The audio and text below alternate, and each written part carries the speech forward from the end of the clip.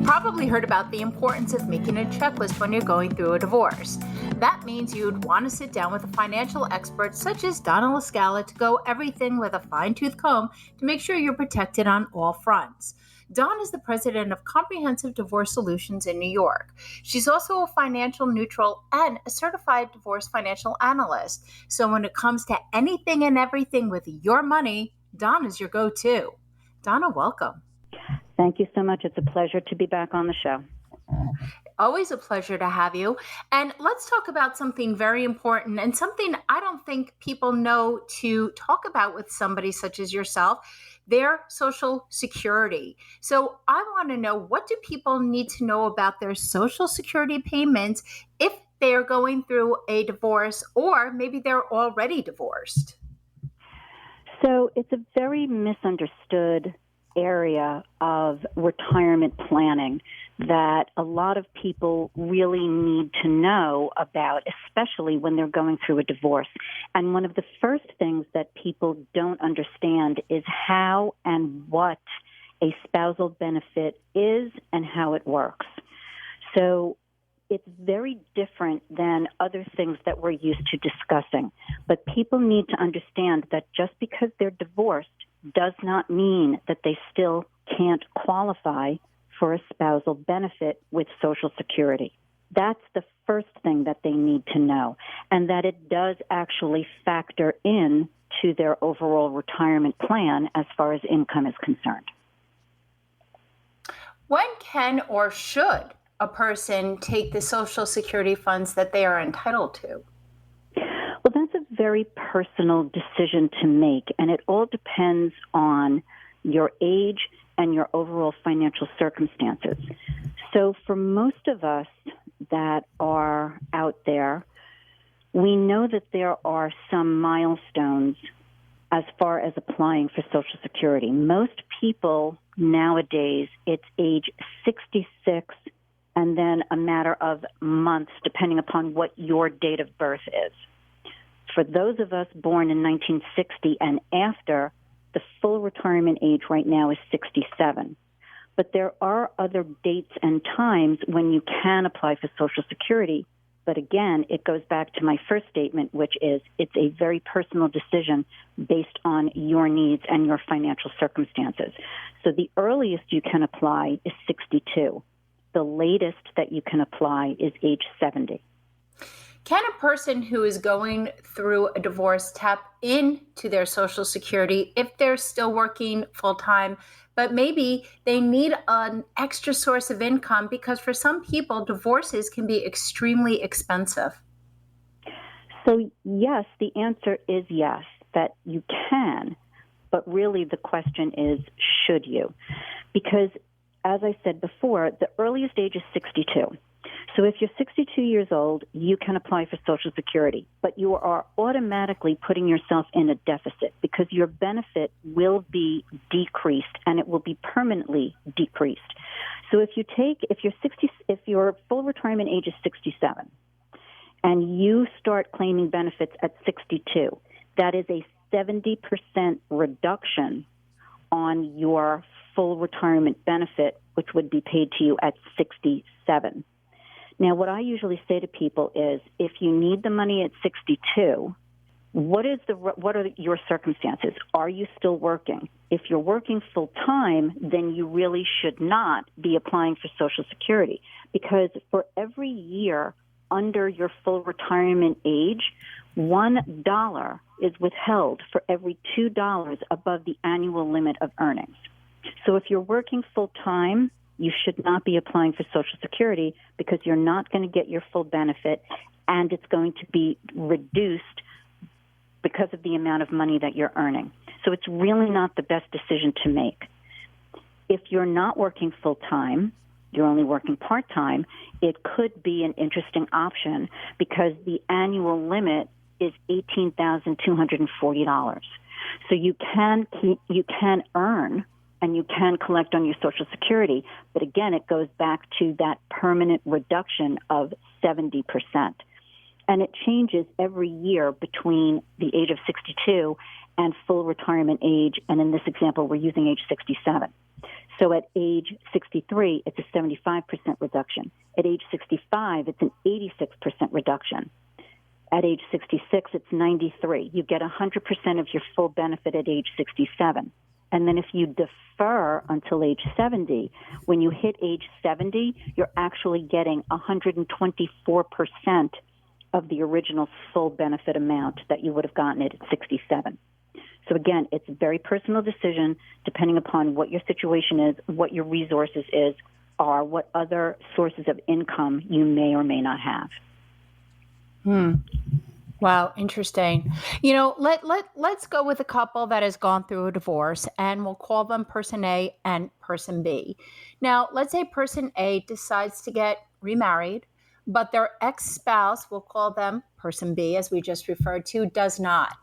Do both people collect from one person's Social Security account, even if, like I said, one gets remarried and one does not? So it depends whose benefit is being accessed. So for this example, let's call person A the husband, and let's call person B the ex-wife. So the ex-wife does not get remarried. She was married to her ex-husband for at least 10 years. That's the magic number.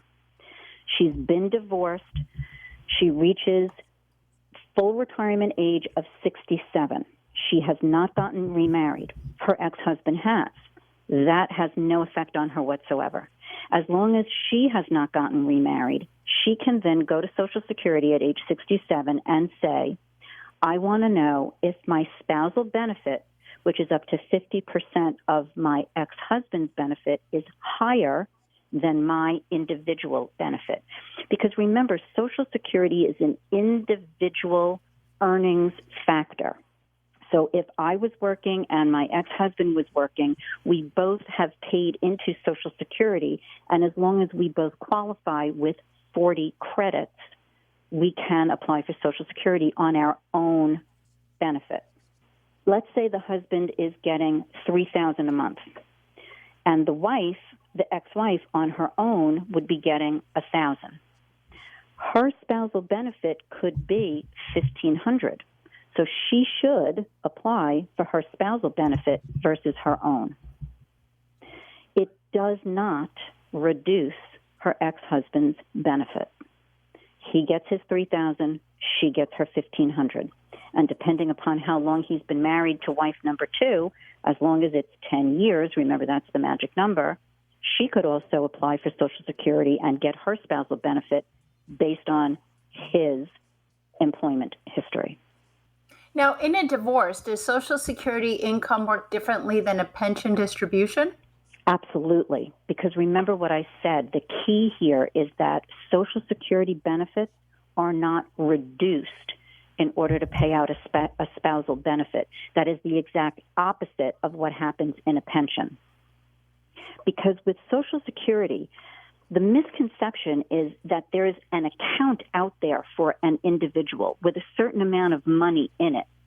It's not the way it works.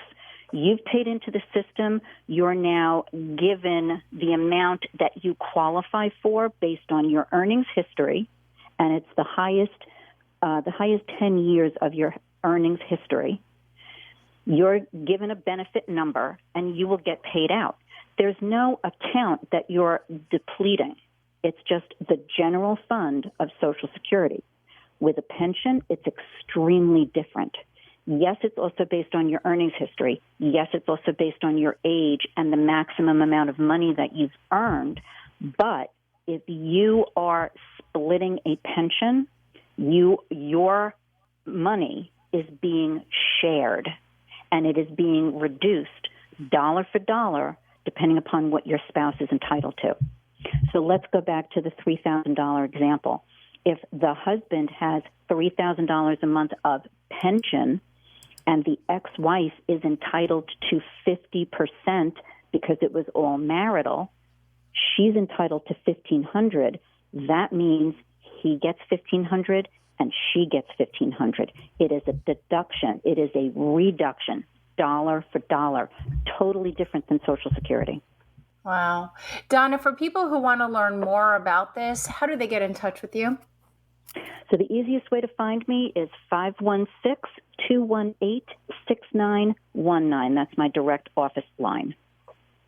Donna LaScala, President of Comprehensive Divorce Solutions, thank you so much. This has been so informative.